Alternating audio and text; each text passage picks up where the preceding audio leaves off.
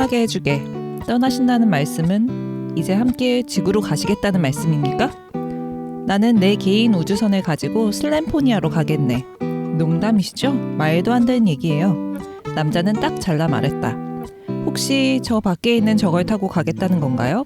그건 완전히 자살행위입니다. 저 작은 우주선으로 어딜 간다는 겁니까? 저건 지구와 위성 사이를 오가는 용도의 셔틀이잖아요. 애초에 슬램포니아에는 도달할 수 있을 리도 없고, 게다가 허가받지 않은 항해와 탐사 행위는 연방법상으로 엄격하게 금지되어 있어요. 방조하는 것만으로도 처벌받게 된다고요. 그러지 마시고 그냥 함께 지구로 가시죠.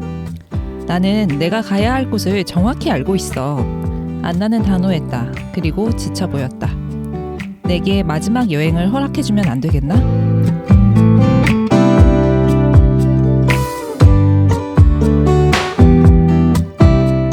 어른과 아이, 그 사이 어디쯤에서 고군분투하고 있을 우리들의 사춘기에 대해 책으로 이야기를 나누어 보는 우리가 사랑하는 사춘기. 우사사 지금부터 시작하겠습니다. 오늘은 우사사 13번째 시간입니다. 저는 냠냠쌤이고요. 간단히 인사 부탁드리겠습니다. 안녕하세요. 박 사장입니다. 네. 안녕하세요. 성장소설을 읽으면서 성장하고 있는 쿠키입니다. 네, 차차입니다. 네. 오늘 함께할 책은 김초엽 작가의 우리가 빛의 속도로 갈 수 없다면 이라는 책이에요. 제가 책의 내용을 준비했으니 바로 책 이야기로 들어가 보도록 하겠습니다. 김초엽 작가의 우리가 빛의 속도로 갈 수 없다면 이라는 책의 제목을 보면서 화자는 왜 빛의 속도로 가고 싶을까? 이걸 먼저 떠올렸던 것 같아요. 근데 이제 인트로에서 쿠키님이 말씀해 주신 부분이 이제 그것에 해당하는 부분이었던 건데요. 무엇이 화자로 하여금 빛의 속도로 가고 싶은 마음을 만들어낸 걸까? 하는 질문으로 이 책을 펼쳤습니다. 이 책은 이런 궁금증 덩어리예요. 그래서 이런 궁금증으로 독자를 끝까지 잡고 있는데요. 김초엽 작가의 소설은 SF 과학소설입니다. 그래서 상상 저 너머의 상상, 진짜 상상해보지 못했던 상상들을 만나볼 수 있는 매우 특별한 경험을 했던 시간이었어요. 책을 읽는 동안에. 그래서 이 책에는 우리가 빛의 속도로 갈 수 없다면을 포함해서 모두 7편의 단편이 수록되어 있는데요. 그 중에서 저한테 조금 새로웠고 그래서 인상 깊었던 공생가설 이야기를 전해드릴까 합니다. 공생가설에서 류드밀라라는 한 아이가 등장합니다. 류드밀라는 어릴 적부터 자신이 온 그곳에 대한 기억을 품고 있어요. 그래서 그녀는 색연필을 손에 쥘 수 있게 된 순간부터 그곳에 대해 그림을 그리기 시작하는데요. 류드밀라가 그린 그곳의 풍경은 사람들이 한 번도 본 적이 없는 몽환적이고 아름다운 곳이에요. 근데 류드밀라는 자라면서 줄곧 일관되게 점점 더 구체적으로 막 수치까지 계산해요. 우주의 존재에 대해서, 우주의 그 행성의 존재에 대해서 너무너무 아름답게 그곳의 모습을 그려냅니다. 류드밀라의 그림을 본 사람들은 모두 눈물을 흘리고 그곳에 대해 애정을 느껴요. 그것은 마치 향수와도 비슷한 감정이었는데요. 사람들은 그녀가 죽은 후에도 그곳을 류드밀라의 행성이라고 부르면서 사랑을 합니다. 그러던 어느 날 심우주를 여행하던 우주망원경이 지구로 작은 행성에 관한 데이터 하나를 보내와요. 그 데이터에는 생명체의 존재 가능성이 담겨 있었고 과학자들의 데이터 분석 결과는 점점 류드밀라가 그렸던 그곳, 그 행성의 모습과 일치해 가고 있습니다. 그렇지만 사실 그 작은 행성은 그 데이터가 지구에 닿기 훨씬 전에 이미 모행성의 플레어에 의해 폭발된 행성이에요. 그러니까 이미 사라진 행성에 대한 데이터가 지금 지구에 도착한 것입니다. 즉, 류드밀라의 세계는 실존한 행성이었지만 이미 사라진 행성입니다. 이러한 분석 결과가 발표되던 그 시각에 서울의 한 연구소에서 연구원 윤수빈이라는 연구원이 생후 2개월 아이들의 뇌를 분석하고 있다가 혼란에 빠져요. 아이들의 뇌에서 살아가는 것이 외롭고 무섭다, 동료들이 보고 싶다, 이런 데이터들이 나오는 거예요. 도저히 아이들이 생각했으리라고는 짐작조차 할 수 없는 어떻게 하면 윤리성을 부여할까, 뭐 다들 거기 잘 계신가요? 아니야, 우리가 살아야 할 곳은 여기야. 이런 생각들이 아이들의 뇌 데이터로 나오는 거예요. 수빈은 데이터 오염을 의심하지만 류드밀라의 행성이 발견된 날 분석 대상이 된 아이들의 생각이 한결같이 우리가 시작된 곳이야. 류드밀라는 그곳을 그대로 그렸는데 이런 데이터가 생각 데이터가 공통적으로 나오는 거예요. 그래서 수빈과 동료는 아이들의 뇌 안에 무언가가 있다고 생각하고 알 수 없는 그 인격체를 그들이라고 부르며 연구를 진행합니다. 그런데 놀랍게도 그들의 대화는 아이가 7살이 되었을 때 사라져요. 그래서 아이들 머릿속에 있는 그들이 누구일까? 어느 순간부터 이렇게 인간과의 공생을 시작했을까? 인간의 뇌 활성 패턴을 이용해서 공생하고 있는 이 생명체는 숙주가 필요한 생명체일까? 그들의 지성이 인간에게 전이되었다면 그들이 인간을 기르고 있는 걸까? 우리가 유년기의 기억을 상실하는데 유년기 기억 상실은 그들의 존재와 관련이 있는 걸까? 수많은 질문이 폭발적으로 쏟아집니다.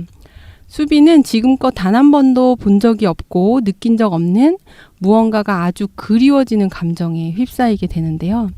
네, 이게 이제 공생 가설의 줄거리입니다. 다른 이야기들은 이제 이거 공생가설 외에도 6편이 더 있잖아요. 이제 함께 이야기 나누면서 몇 개 같이 재밌게 이야기 나눌 수 있을 것 같아요. 어떠셨어요? 책 재밌게 읽으셨죠? 너무 네. 기발하고 재밌었거든요. 근데 우리가 생각하는 과학은 논리적이고 좀 딱딱한 이런 거를 많이 생각하는데 이 이야기는 따뜻하고 애틋한 그런 과학 이야기라고 해도 좋을 것 네. 같아요. 네.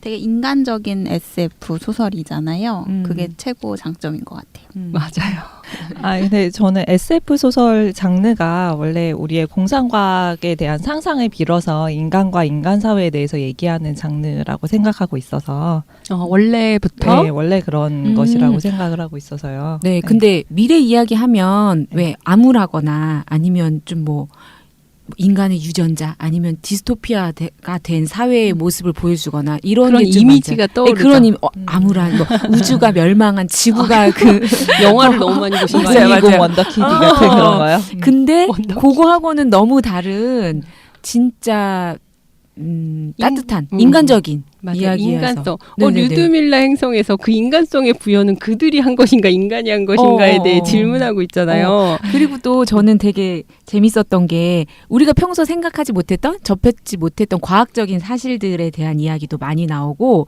그다음에 그것과 더불어서 진짜 인간이 갖춰야 할 철학적인 질문이라고 해야 될까? 그런 질문들도 많이 나와서 담고 있죠. 네, 그래서 그런 질문들을 생각해 보는 재미도 쏠쏠했어요. 맞아요. 맞아요. 방금 말씀하신 그런 따뜻한 감정이나 그런 것들을 아까 말한 그 류드밀라 행성을 봤을 때의 사람들의 감정 그걸로 나타낸 것 같아요. 그런 우리 안에서 솟아오르는 그런 그리움 같은 따뜻함, 인간에 대한 따뜻함. 여기 7편 중에 뭐가 제일 재밌으셨어요? 뭐 하나만 딱 꼽기는 그렇지만 요거 나는 재밌었다. 개인적으로 다 다를 수 있을 것 같아요. 저는 순례자들은 왜 돌아오지 않는가가 제일 좋았어요. 오. 제가 좀 사랑꾼이어가지고 사랑꾼, 감동꾼. 돈 내세요. 지난 시간에는 이 자기 자식 자랑 아닌데 좀 아니 약간 자식 부끄러운데. 자랑 돈 받았는데 이 사랑꾼 해가지고 이렇게 지금 부부에 과시하시고 이럴 거면 우리한테 돈이라도 주시든지. 저는 요새 나이 들수록 다른 거 다 필요 남편만 없다. 필요해요? 아니 사랑만 사랑만. 남편 꼭 남편 아니어도 돼요. 꼭 남편이 아니어도 네, 좀 진정됐어요. 네, 남편 지금 순간 남편이니까. 흥분했다가 네, 알겠습니다. 사랑 그쵸? 네, 그럼 진짜 그래요. 정말 그 사랑하는 마음이 없이는 다른 건 별로 의미가 없죠. 순례자들은 왜 돌아오지 않는가는 사실은 혐오와 낙인에 대한 이야기라고 생각했는데 사랑을 좀 더 크게 의미를 찾으신 것 같아요. 쿠키님은 어떠셨어요? 저는 우리가 빛의 속도로 갈 수 없다면 요거 좋았고요. 일과 가정 사이에서 고군분투하는 모습을 잘 보여주는 것 진짜. 같아서 정말 그런 좋았습니다. 면이 있네요. 우리가 빛의 속도로 갈 수 없다면 청취자분들한테 간략하게 말씀드리자면 이제 연구원이죠. 그 주인공 여자분이 연구원인데 그 아주 먼 우주로 가족들이 떠나는 그 시점에서 그 연구 성과물을 발표하기 위해 그 타이밍을 놓치게 되고 그 평생 그 가족을 그리워하는 마음에 아까 제가 도입에서 빛의 속도로 가고 싶은 그 마음이 뭘까였는데 결국에는 이제 그리움, 가족에 대한 그리움이죠. 그래서 정말 가슴 아픈 소설이었어요. 읽는 내내. 맞아요. 네. 박 사장님은 어떤 게 기억에 남으세요? 저는 관내 분실이라는 아이디어가 신박하죠. 네, 너무 신박하고 근데 진짜 곧 그럴 날이 올 것 같다. 같아요. 네네. 그런 생각이 들고 또 제가 이제 엄마가 되었으니까 엄마를 이해하는 부분 그런 부분도 되게 와닿았고 제가 엄마 자체로서의 저의 느낌과 너무 비슷했어요. 관내 분실이 간단히 또 말씀을 드리자면 간단하게 해주세요. 아직 안 읽으신 네. 청취자분들이 많으실 것 같아서 네. 사람의 데이터를 죽은 다음에 도서실이 한마디로 납골당인 거예요. 그래서 그 사람의 기록을 다 온전히 온전히 다운받아가지고. 보관해 놓고 가면 살아 생전에 그 사람의 데이터를 바탕으로 그 사람을 만나볼 수 있는 그래서 그런 꼭 실제하는 듯한 죽었지만 살아있는 것 같은 느낌을 받을 수 책을 있는. 찾아보는 것처럼 음. 나의 엄마 아빠를 찾아보서 만날 수 있는. 근데 굉장히 직관적으로 이 설정이 이해가 되는 거예요. 그래서 저도 굉장히 그 상상이 신박하고 정말 그러니까 현실적으로 실현 가능성이 있는 곧 다가올 미래. 미래이다라는 생각이 많이 들었어요. 그럼 우리 이거 관내 분실부터 하나씩 몇 개만 얘기해 볼게요. 근데 여러분은 정말 납골당과 같은 이 이름이 뭐였죠? 공안당? 도서관? 도서관. 마인드라고 부르는 그 도서관에서 마인드를 찾는 거죠. 네. 도서관이라고 부르는 이곳에 뭐 사랑하는 사람이 있어요. 그러면 가서 만나보고 싶고 뭐 그러세요? 제가 예전에 봤던 영화 중에서 어바웃 타임이라는 영화가 있는데 그 사람이 이렇게 시간 여행을 이제 할 수 있는 거예요. 근데 시간 여행을 할 때 가정을 꾸리고 나니까 우리가 가정을 꾸리고 나면 부모님을 더 이해하고 부모님의 어떤 그런 고민과 이런 것들을 전거 삼아서 결정을 내리고 싶어하는 것처럼 이 사람도 이렇게 아버지로부터 많은 이야기를 듣거든요. 근데 어느 순간 아버지가 돌아가셨어요. 그러고 나니까 이제 시간 여행하는 능력을 빌어서 과거의 아버지를 찾아가서 이제 만나서 그런 얘기를 들어요. 그리고 둘째 아이를 이제 아내가 임신하게 되거든요. 근데 아이가 태어나면은 과거로 갈 수가 없어요. 과거에 가면은 맞아. 그게 아이가 뒤집히거든요. 바뀌어. 네, 아기가 바뀌거든요. 절대 갈 그거는 수가 우연을 통해서 이렇게 모든 유전들이 이렇게 형성이 되기 때문에 아이가 태어나면 갈 수가 없어서 이제 아버지한테 찾아가던 과거의 아버지한테 작별을 고해요. 네.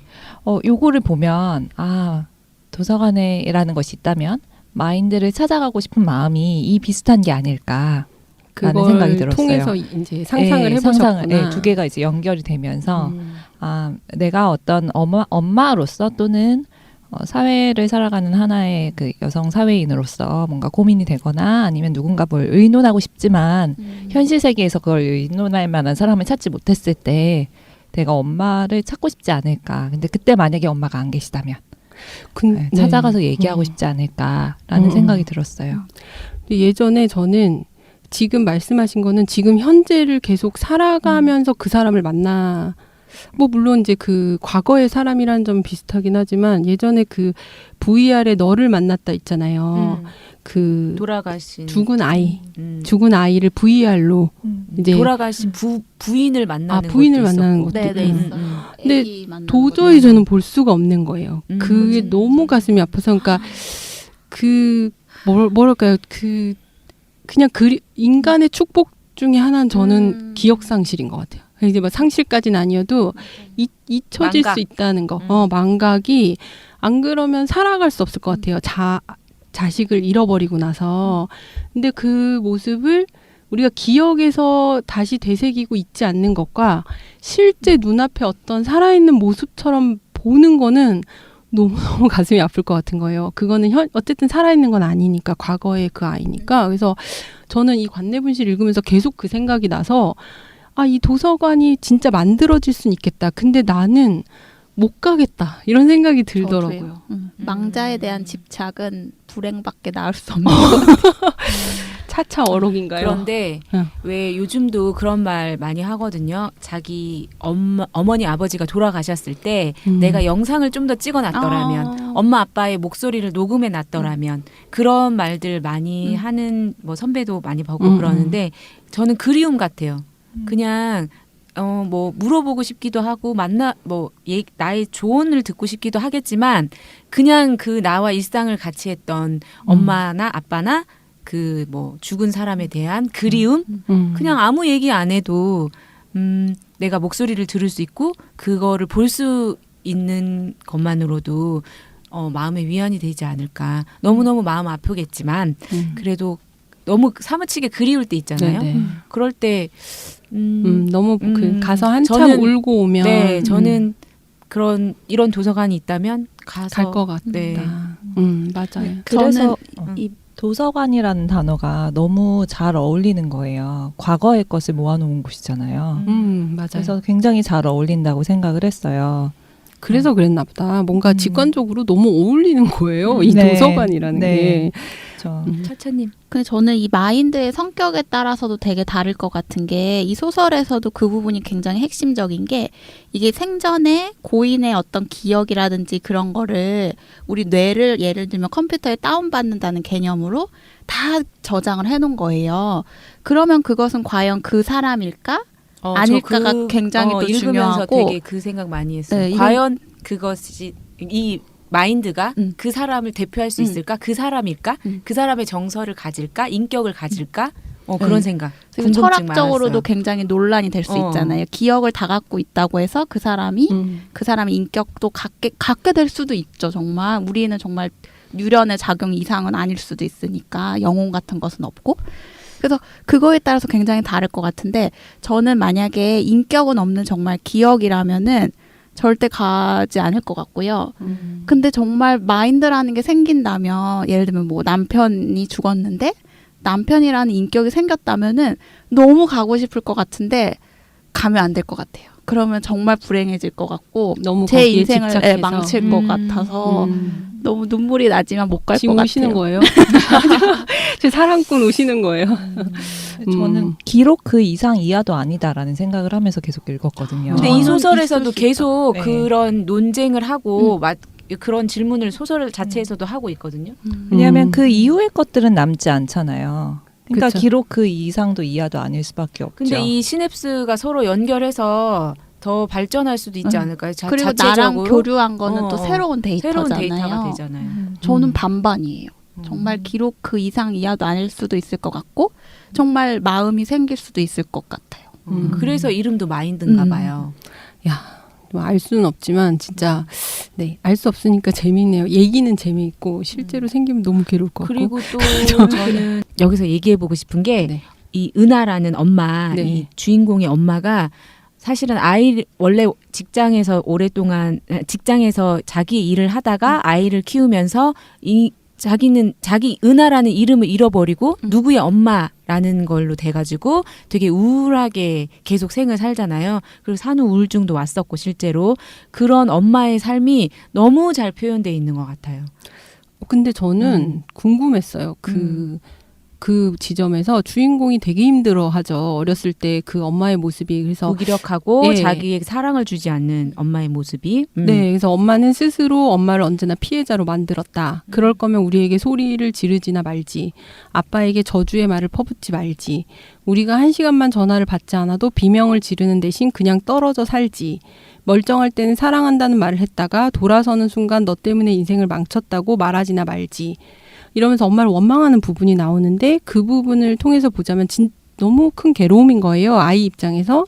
근데 왜 주인공은 도서실에서 계속 분실된 엄마의 마인드를 찾는 거죠? 맞아요. 그것도 소설에서 궁금했어요. 굉장히 잘 묘사돼 있잖아요. 그 마음을 나도 사실 잘 모르겠고 그 동생인가 만나잖아요. 네, 동생은 아니, 왜 그러냐? 왜 그래? 하는데 그게 또 딸의 마음인 것 같아요. 사실은 저는 개인적으로 저였어도 찾을 것 같긴 한데 분실이 됐다라고 하면 만약에 이런 엄마다 그러면 이렇게까지 찾진 않을 수도 있겠다 근데 왜 가장 그럴까요? 중요한 거는 임신을 했잖아요. 그렇죠. 맞아요. 네. 그것도 큰 자기가 엄마가 됐잖아요. 음. 그래서 엄마에 대한 그런 생각들이 많아졌을 것 같고 또 엄마에 대해서 이해해보고 싶은 마음도 있었을 것 같고 자기가 아이를 가져봤더니 또 자기도 아이를 사랑하는 마음이 들지 않았다고 여기 나오거든요. 그래서 자기 자신에 대한 이해도 필요하지 않았을까? 그래서 엄마에 대한 이해가 먼저 돼야 되지 않았을까? 그런 생각이 들어요. 어머니로서 가지게 되는 그 세계의 구조 안에 들어온 거죠. 그러니까 이제 그 구조에 있던 엄마에 대해서 조금 더 궁금해졌을 수 있을 것 같아요. 왜 무엇이 나쁜 그러니까 비록 나를 나에게는, 힘들게 한 네. 엄마였어도 네. 이 주인공은 엄마에 대한 불만이 많았지만 엄마에 대해서 너무 몰랐죠. 근데 어떻게 이렇게 모를 수 있을까가 궁금했어요. 엄마가 이전에 무엇을 했는지 또 내가 너 때문에 내 인생 망쳤어라고 말하는 이유가 뭔지조차도 몰랐던 거잖아요. 너무 왜 그런 말을 하는가. 무관심했었어요. 네, 너무 무관심했고 이런 과정에서 요거를 조금 잘 엄마가 조금 힘드니까 정신적으로 힘드니까 이걸 잘 해결해 줄 수 있는 어떤 키를 아버지가 갖고 있었어야 하는데 아빠가 너무 방심하고 방치했죠. 그래서 아빠는 왜 찾아가지 않았냐 그 딸이 물어보잖아요. 그랬더니 엄마가 마인드로 남아서조차도 한 번 만났는데 나를 만나는 게 너무 힘들 것 같고 고통일 것 같아서 나는 이제 더 이상 찾아가지 않는다 이런 말을 하잖아요. 또 나중에 보면 자기의 잘못은 알고 있나 봐요.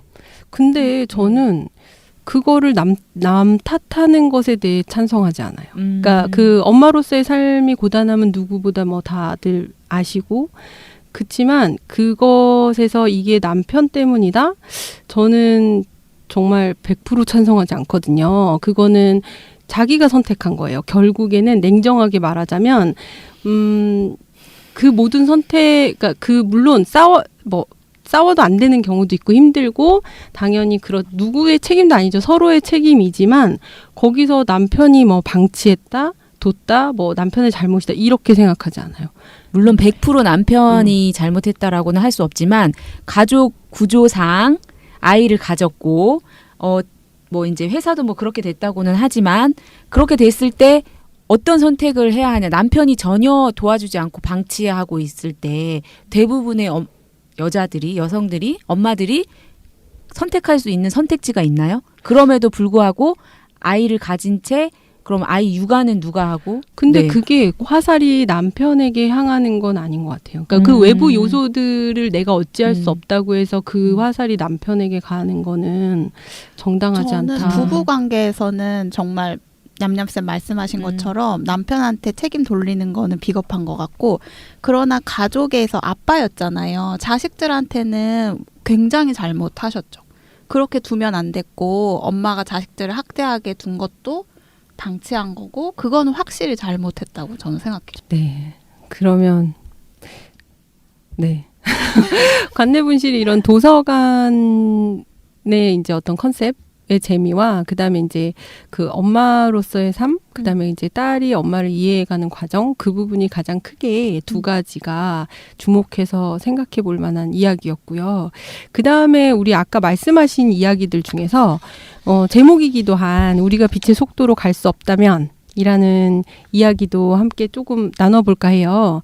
내용을 간단하게 말씀드리자면 폐쇄된 우주 정거장에서 오래도록 동면과 깨어남을 반복하면서 이제 100몇 년째 이렇게 무언가를 기다리는 노인의 이야기죠. 그리고 이제 그녀의 이별이라든지 그리움에 대한 이야기인데 전체적으로는 사실은 너무 슬퍼가지고 저는 이 기조가 이 책 전체가 좀 슬펐던 것 같아요. 애틋한 느낌. 왜냐면 헤어짐이 되게 많죠.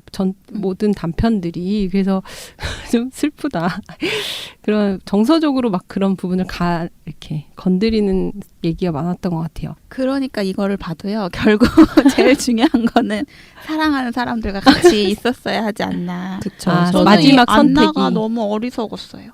주인공. 정말 먼 곳이잖아요. 물론 이게 그 당시에는 예상을 못했어요. 이제 항법 기술이 발달을 하면서 여기 그냥 잠자서 한 좀 몇십 년 정도 가면 갈 수 있는 행성에 이제 남편과 자식이 아들이 먼저 이제 가게 된 거죠. 자기는 너무 바쁘니까 책임자라서. 그러다가 이제 기조가 바뀌면서 그거 너무 그렇게 오래 걸리는 노선은 경제성이 없으니까 경제 논리로 다 폐쇄가 된 거죠. 그래서 거기는 이제 갈 수 있는 우주선이 게 없어진 없는 거예요. 거고 네. 그래서 혹시나 모를 그 우주선 사실은 없는데 그걸 그냥 계속 기다리다 결국에는 자살행위라는 걸 알면서도 자기의 개인 우주선을 타고 우주로 나아가면서 그냥 끝이 나죠. 저라면 이게 마지막 차다라는 연락을 딱 받았을 때 모든 발표할 걸 놓고. 내용을 그러니까. 녹화해놓고 녹화 발표를 시키고 그냥 떠날 거예요. 알았죠. 심지어 네. 마지막 차라는 것까지 알았잖아요. 네. 몰랐던 것도 아닌데 가족 너무 안타까웠어요. 근데 그 당시에는 이거를 발표도 해야 되지만 가장 중요한 건 자기가 굉장히 몇 년간 평생간. 애써서 맞아요. 연구한 프로젝트의 마지막을 저는 놓치기가 쉽지 않았을 것 같거든요. 그리고 충분히 발표를 하고 사실은 그 시간에 맞춰서 가려고 했었잖아요. 근데 뭐 그 우여곡절이 있었겠죠. 시간을 못 변수들이 맞추고 나오는 거죠. 변수들이 있었는데 그 당시에 너의 커리어를 다 놓고 갈 수 있느냐 했을 때 저는 막상 뭐 뒤에 일이 이렇게 될지 몰랐잖아요. 그 가족을 나의 그 발표를 하지 않고 무조건 따라가겠다. 그렇게 결정하기가 쉽지 않았을 것 같아요. 그러니까 녹화 발표를 하고 근데 결과적으로 봤을 때는 이렇게 헤어졌지만 그 나중에 결과를 우리는 아무도 모르잖아요. 그래서 인생은 다 그런 것 같아요.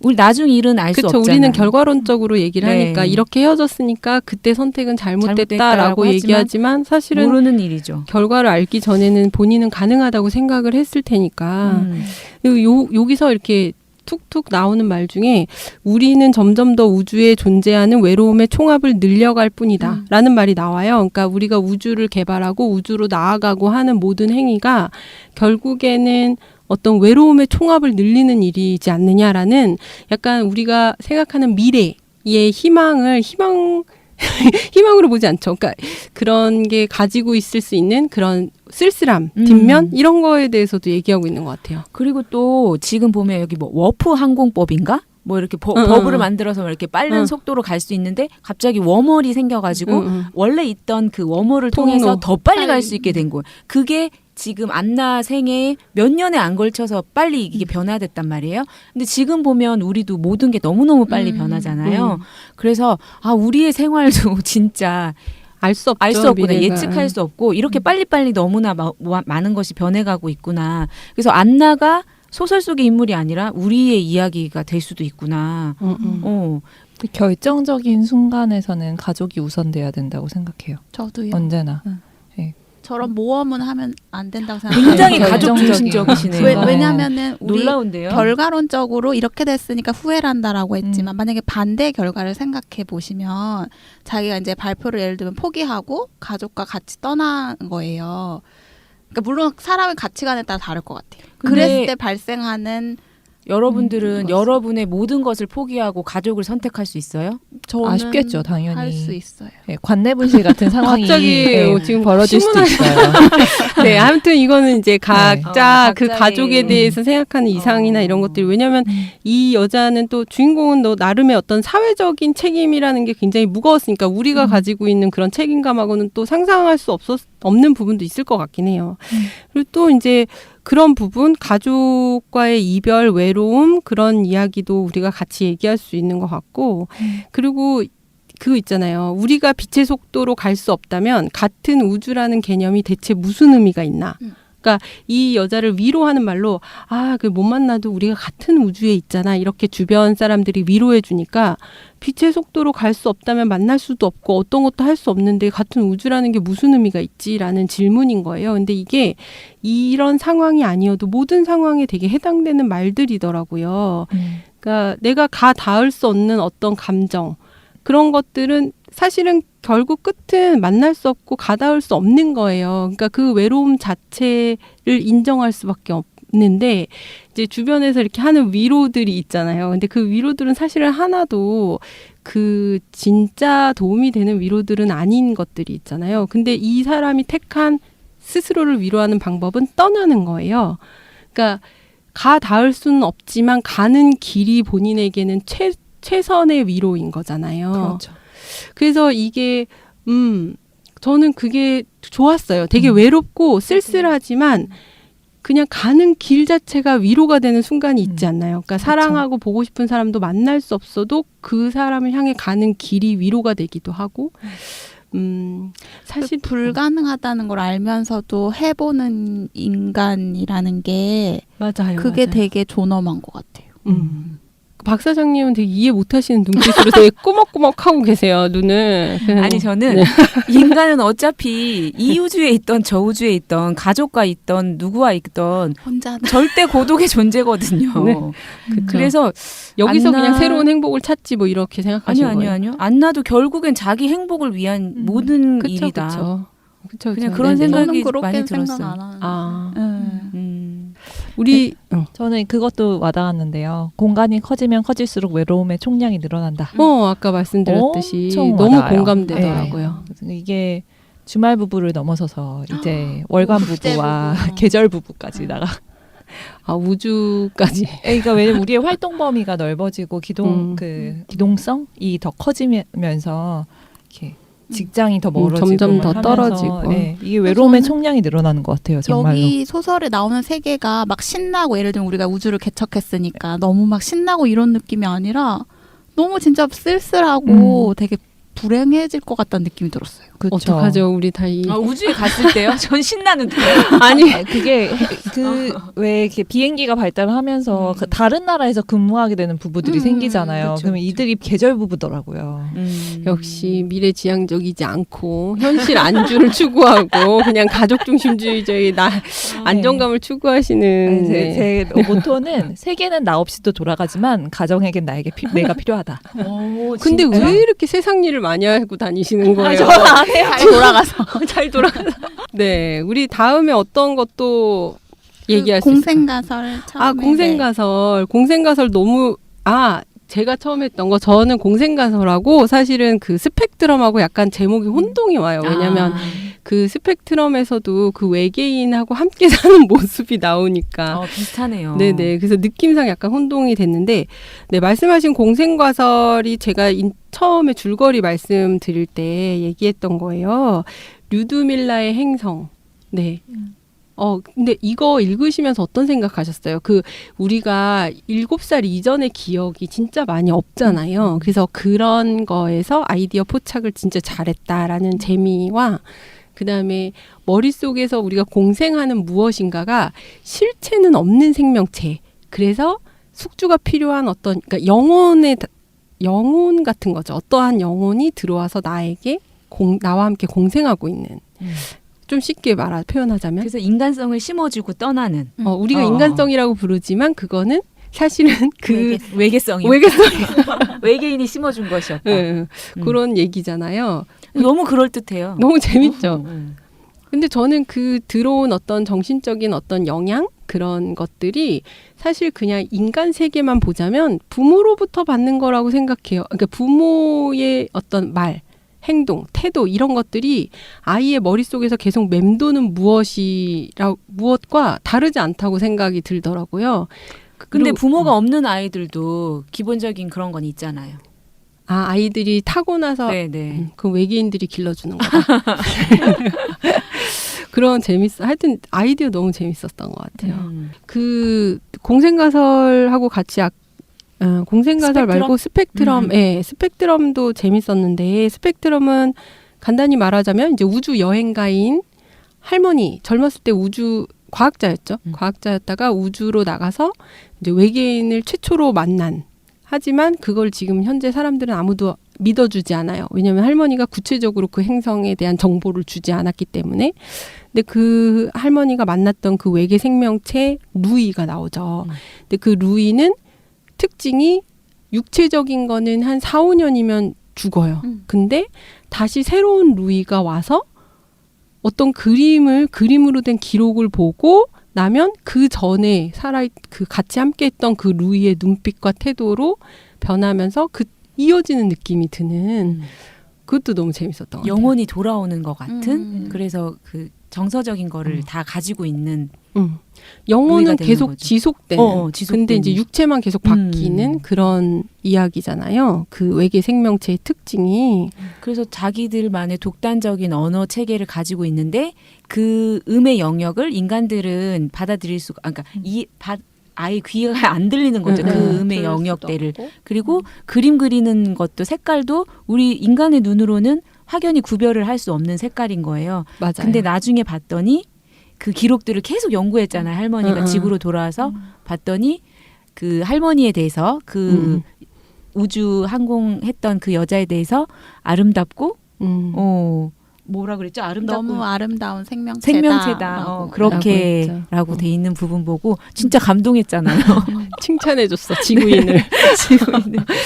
우리가 외계 생명체 만나는 거 상상 되게 많이 하잖아요. ET부터 시작해가지고 영화도 진짜 많고 되게 다양한데 그래도 어쨌든지 간에 외계 생명체여도 지적 생명체니까 어떤 방식으로든 소통을 할 수 있지 않을까? 이런 기대를 많이 하는데 근데 여기에 보면 사실 소통이 거의 불가능할 정도로 굉장히 어려운 거잖아요. 다르죠. 그럴 수도 있겠다 이런 생각도 또 들었어요. 근데 또 기본적으로 이렇게 뭐 손짓이나 태도 같은 분위기 같은 걸로 서로를 감지하기는 하잖아요. 약간의 이해가 되기는 하잖아요. 또 그럴 수도 있겠다 이런 생각도 들고. 근데 우리가 생각하는 외계인의 모습은 ET인가요?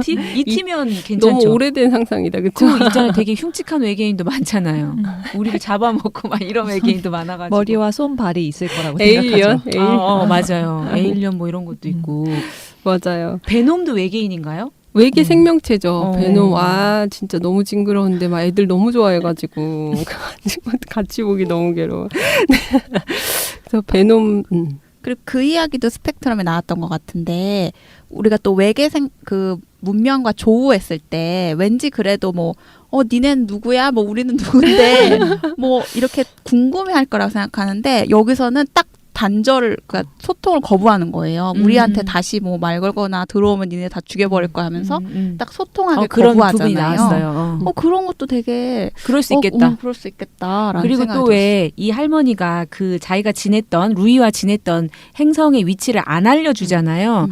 그 점도 되게 저는 마음 아프면서도 그럴듯하다. 그렇게 한 게 사실 지구상에서 인간만큼 파괴적인 맞아요. 이 종이 없잖아요. 만약에 또 다른 그런 루이가 살고 있는 별을 발견하면 어떤 식으로 망칠지 모른다. 파괴할지 모른다. 그래서 할머니가 지켜주고 싶었던 루이가 자기를 지켜줬던 것처럼 그 행성을 지켜주고 싶었던 마음이 느껴져서 좀 그쵸. 애틋했어요. 그러니까 우리와 다른 어떤 생명체가 서로에게 공격적이다라고 꼭 생각할 필요는 없다. 그리고 꼭 소통하고 살 필요는 없는 거잖아요. 그런 외계 그쵸. 생명체하고. 그런 거라든지 그냥 보고 서로를 아름다운 생명체로 그냥 인식하는 그 과정이라든지 그런 게 오히려 더 자연스럽지 않을까. 그냥 되게 신비로운 생명체로서 근데 무섭긴 할 것 같아요. 전혀 모르는 어떤 생명체, 우리 모르는 곤충만 봐도 무서우니까. 그러니까 이제 무서웠을 텐데 이 할머니는 아무래도 확실히 진짜 이 분야의 과학자여서 그런지 그런 두려움 없이 그렇게 생명체에게 다가가는 것도 저는 좀 신기하긴 했어요. 그리고 아까 말했듯이 영혼의 지속성이라는 것도 너무 재밌는 설정이어가지고 항상 우리에게 질문을 던지는 거잖아요. 우리의 영혼이라는 게 지속될까? 근데 여기서도 좀 의문인 게 루이의 영혼이 지속된 거예요? 아니면 그 영상 그 적어놓은 루이 예전 루이가 계속 적어놓은 그걸 보고 알아차리는 거예요? 저는 후자라고 생각을 했는데 이게 만약에 우리가 언어로 뭐 나는 루이인데 얘는 뭐 희진이고 너가 이렇게 계속 돌봐줬으니까 잘 돌봐줘 라는 글을 보고는 그렇게 할 수 없잖아요. 저는 그 눈빛이 돌아왔다고 한 것에서 그 전에 루이로 인식했을 것 같은데 주인공이 그래서 저는 별개의 생명체라고 생각한 이유가 그래서 우리의 언어로 그렇게 써 있는다고 우리가 전에 루이가 절대 될 수는 없지만 이 외계인들이 사용하는 이 색채 언어는 그걸로는 설명할 수 없는 뭔가가 있는 거예요. 그래서 그 언어를 읽으면 읽는 것만으로도 그렇게 그런 영혼이 장치가 있을 바뀐 것이다. 듯한 그런 깊은 어떤 울림을 주는 게 아닐까라고 저는 생각을 그래서 했어요. 다른 개체지만 영혼도 다르지만 그걸 읽음으로 해서 그렇게 느껴졌을 것이다. 얌얌쌤님은 저는 이제 하나의 영혼은 계속 지속이 지속된다라고 되고 육체가 음. 그 영혼을 계속해서 새로이 받아들인다라고 이해했던 것 같아요. 같은 책을 읽었는데 완전 각자 다른. 해석은 다르네요. 재밌네요. 그런 거 재밌었던 것 같고요. 우리 또 좀 더 얘기해도 될 것 같아요. 차차님이 아까 순례자들은 왜 돌아오지 않는가 좋으셨다 그랬잖아요. 아주 간단히 그래도 무슨 얘기인지 말씀해 주시고. 그러니까 이게 스토리가 조금 복잡하긴 한데 어쨌든 주인공 데이지라는 여자애가 나오거든요. 근데 얘가 살고 있는 마을은 특이한 이제 풍습 같은 게 있는데 일정 정도 나이가 되면은 성인이 되기 전에 시초지라고 불리는 이제 사실은 지구인데 여기로 순례를 가는 거예요. 성인식처럼 순례를 성인식처럼 가는 거예요. 예를 들면 100명이 이제 함께 순례를 떠나요. 그러면 1년 정도 있다가 한 뭐 50명만 돌아오는 거예요. 근데 나머지 사람들은 왜 돌아오지 않는지는 어른들이 전혀 설명을 안 해줘요. 얘기도 안 해주고. 그래서 이 데이지가 뭐지 이거 왜 안 돌아오는데 아무도 그거에 이상함을 느끼지 않지 하면서 막 궁금증을 가지면서 결국 이제 진실을 파헤치는데 그게 이제 지구로 떠난 떠난 사람들은 지구에서 어떤 사랑하는 사람을 찾게 되면은 지구는 사실 아까 말씀하신 것처럼 굉장히 혐오도 많고 폭력도 많고 막 디스토피아적인 세계지만 거기서 사랑하는 사람 만나는 순간 돌아올 수가 없는 거예요. 얘가 살고 있는 곳은 굉장히 이상적인 차별도 없고 편견도 없는 그런 곳임에도 불구하고 돌아오지 않는 거죠. 그게 이제 이 소설의 핵심 내용이고요. 작가의 말에 보면 작가는 유토피아를 그리고 싶었는데 유토피아를 도저히 상상할 수 없어서 누군가를 배제하지 않는 기술이라는 게 가능할까라는 질문을 하면서 이 글을 쓰셨다고 해요. 그리고 아직도 답을 찾지 못했다라고 했는데 이 책에서 말하는 이 주인공이 지금 현재 살고 있는 그곳은 유토피아적인, 그러니까 우리의 상상 속에 있는 어떤 혐오와 낙인, 배제가 없는 그런 곳인데 거기서 시초지라고 부르는 지구, 거기는 정말 디스토피아적인 그런 고통이 가득한 곳임에도 불구하고 글로 갔던 사람들이 돌아오지 않는 그 이유를 찾고자 하는 거죠, 주인공이. 어떠셨어요? 저는 사실은 그냥 사랑을 이 유토피아에서도 할 수 있지 않나? 그러니까 이 아이가 굳이 시초지로 떠나잖아요. 근데 사랑이 너무 가득한 곳에서 다 사랑이니까 그게 사랑인 줄 모르는 거예요. 진짜. 그래서 지구에 가서 차별 속에서 사랑을 그런 정말 증오 그런 맞아요. 그렇죠. 그거 맞는 것 같아요. 그런 차별 속에서 사랑을 찾고 이렇게 공평하지 않은 배제된 곳에서 또 공평함을 또 더 뚜렷하게 느낄 수 있고 그런 것 때문에 지구에 가서 돌아오지 않는 거예요. 거기서 더 뚜렷하게 느끼는 거죠. 아, 이게 진짜 사랑이구나. 이게 진짜 공평함이구나. 이게 진짜 정의구나. 그런 거를 더 많이 느낄 수 있을 것 같아요. 그래서일까요? 저 네. 그냥 궁금했어요. 왜 이 아이는, 그러니까 물론 거기에 갔는데 거기서 사랑하는 누군가를 만나고 거기서의 고통이나 괴로움을 딱 맞닥뜨려서 그거를 이기고자 하는 그 마음은 충분히 이해가 돼요. 미리 떠났던 사람들. 근데 이 아이는 왜 간 걸까? 그게 되게 궁금했거든요. 소설의 전제 자체가 얘네들이 이제 알고 보면은 읽어보셔야 되겠지만 다 같은 유전자를 가진 자손들이잖아요. 그 결함을 가지고 있어요. 신체적인 결함을. 그렇기 때문에 그들에게서는 사랑이 발생할 수 없었다라고 딱 단정적으로 얘기하거든요. 그래요? 네. 사랑이 발생할 수 없었다가 아니, 나와요. 그냥 서로 사랑하지 않았다 이렇게 나와요. 같은 유전자를 가진 자매들이기 때문에. 사랑하지 그러니까 너무 다 똑같은데 뭐 다 사랑이 넘치고 다 똑같은데 맞아요. 우리가 서로 다름에 대한 사랑을 얘기하는 건가? 전제 자체가 되게 받아들이기 어려운 전제인데 근데 사실 이 중간은 조금 이해가 되는 게 사랑은 정말 숭고하고 아름답고 우리가 희구하는 것이지만 사랑과 함께 희노애락 오욕이 나오잖아요. 사랑은 비교 우위니까 질투도 발생하고 거기서 슬픔도 발생하고 그럼 거기서 차별과 혐오도 나타나고 그러니까 이게 정말 숭고하고 아름다운 것이지만 이게 다른 우리가 안 좋아하는 것들과 너무 잘 연결이 돼 있어서 그래서 유토피아는 상상할 수 없다.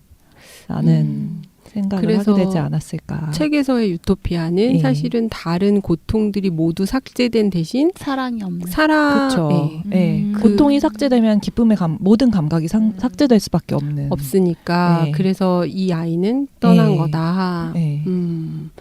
네.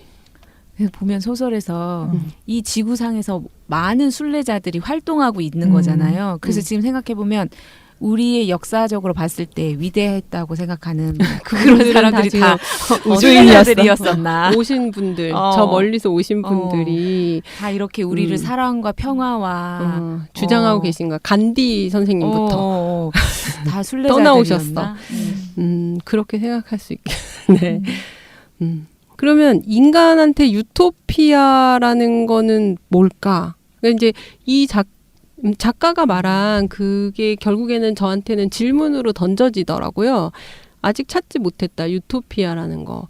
근데 유토피아가 그러면 내가 생각하는 그런 유토피아라는 게 있나?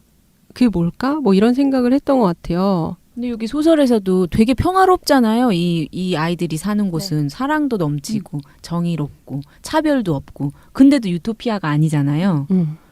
그런 거 보면 진짜 유토피아는 내 어원. 마음속에 있나? 그래서 저는 그 네. 생각을 했어요. 이 아이는 이 세계에서 는 새로운 뭔가로 나아가기가 어려운 상황이지 않을까. 그러니까 나를 하나로 딱 규정하지 않는 세상이 더 유토피아적이다라는 생각이 들긴 했거든요. 그러니까 그냥 우리가 언제나 다시 시작할 수 있고 언제나 다른 일을 할 수 있고 언제든지 다른 사람하고 만나서 살 수 있고 그냥 그런 가능성이 있는? 네, 가능성이 그냥 열려 있는 아까 말한 뭐 우리가 말했던 뭐 내일은 알 수 없고 사실은 그게 오히려 더 유토피아적인 가능성을 주는 건가?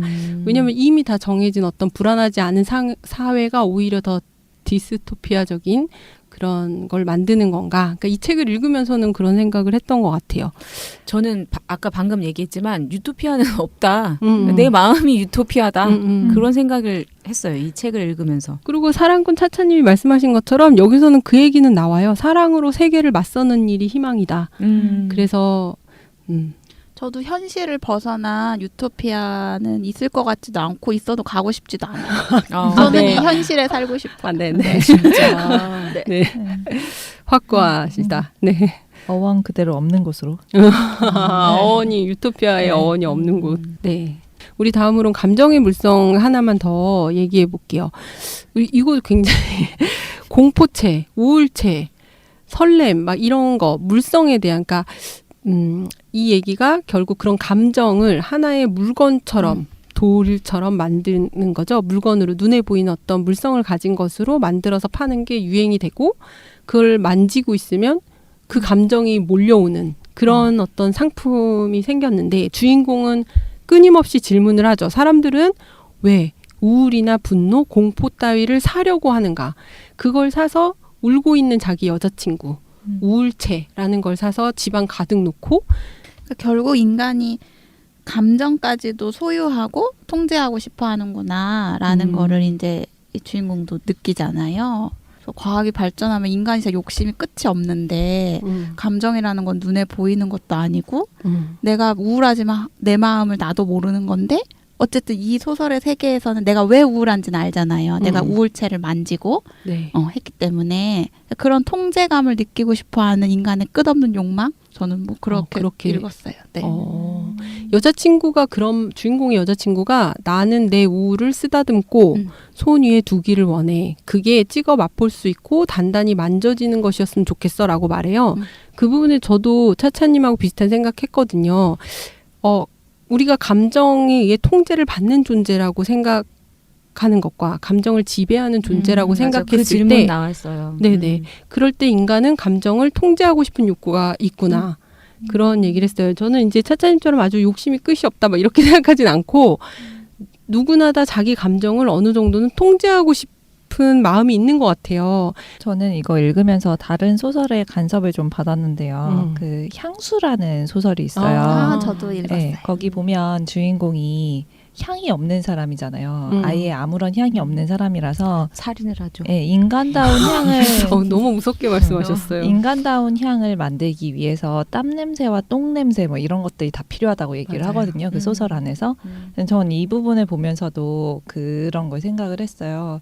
우리가 좋아하는 향에서도 좋아하는 향이 있고 안 좋아하는 향이 사실 있지만 인간다움을 구성하려면 다 필요하듯이 이 감정을 이제 우리가 물체로 만든다고 했을 때도 좋아하는 것들에 대해서는 다들 수긍을 하지만 사실 안 좋아하는 것도 인간다움을 만드는 어떤 것이고 아까 읽으신 그 부분이 통째로 읽기도 하지만 나는 나의 그런 부정적인 감정까지도 다 보듬고 싶다. 사실은 약간 이렇게 읽었거든요. 그러니까 전 간섭을 많이 받았어요. 다른 책으로부터. 그렇게 생각할 수 있을 것 같아요. 그런 나의 감정들을 하나씩 보듬어주는 그 과정이라든지 그걸 드러내 보이고 싶어하는 과정이라든지 그것도 나의 인간성으로 그렇게 생각할 수 있는 것 같아요. 그러면 우리 이제 접어두고 싶은 페이지 해가지고 한 문장이 아니더라고요. 제가 부탁드렸더니만 한 페이지씩 읽고 네, 접어두고 싶은 페이지 말씀해 주시면서 저는 우리가 이야기하지 않았던 것에서 일부러 찾고자 해서 제목이 나의 우주 영웅에 관하여 여기에서 캡슐을 조망 모드로 전환하자 격벽이 걷히고 캡슐 끝 구역에 조망대가 드러났다. 검은 육각 프레임 너머로 새로운 우주가 보였다. 터널 너머의 우주였다. 가유는 휘청거리며 벽면의 손잡이를 잡았다. 벽을 밀며 조망대로 다가갔다. 별들과 뿌옇게 흩어진 성운이 보였다.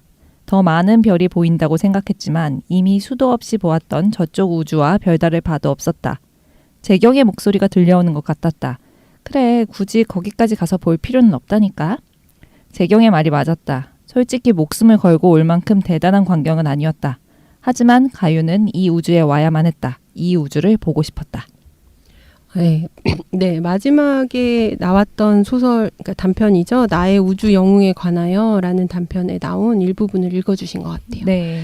네. 저는 우리 얘기했던 관내 분실이라는 그 단편에서 나왔던 부분인데요.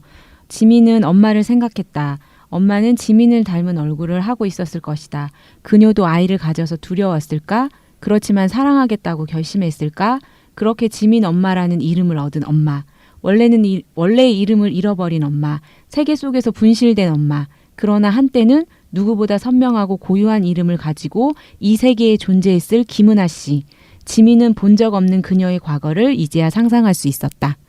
그 부분입니다. 네, 그다음 차차님. 네, 저는 순례자들 중에서 읽겠습니다. 네, 53쪽이고요. 순례자들은 누구를 사랑했을까? 그들이 어떤 모습이건 순례자들은 그들에게서 단 하나의 사랑할 수밖에 없는 무언가를 찾아냈겠지. 지구에 남는 이유는 단 한 사람으로 충분했을 거야. 네, 순간 몰입했던 것 같아요. 네, 작가는 굉장히 타고난 이야기꾼 같아요. 그래서 지금 방금 전에 이야기를 들을 때처럼 순식간에 독자를 막 몰입시키고 있는데요. 작가가 했던 정말 수많은 질문 중에서 책을 덮으면서 저는 상상할 수 없을 만큼의 미래에 우리의 상상 저 끝에 있는 미래에 우리의 삶이 어떻게 다를까? 이게 어쨌든 가장 큰 물음표로 남았던 것 같은데 그 세계가 더 나은 방향으로 나아가고 있을까? 혹은 외로움이나 쓸쓸함이나 혐오와 낙인이나 이런 것들이 좀 더 많아지거나 혹은 좀 더 적어졌을까? 이런 질문들을 스스로 많이 하면서 책을 덮었던 것 같아요. 그래서 이렇게 많은 질문을 만드시면 그게 이 책을 잘 읽었다라는 증거겠구나 싶은 책이었어요. 그래서 여러분들도 한 번씩 읽어보시고 그런 질문들에 대해 이야기 나누어 보시면 좋겠다라고 생각이 들었습니다. 네. 우리가 빛의 속도로 갈 수 없다면 김초엽 소설 오늘 여기서 마치도록 하겠습니다. 감사합니다. 감사합니다.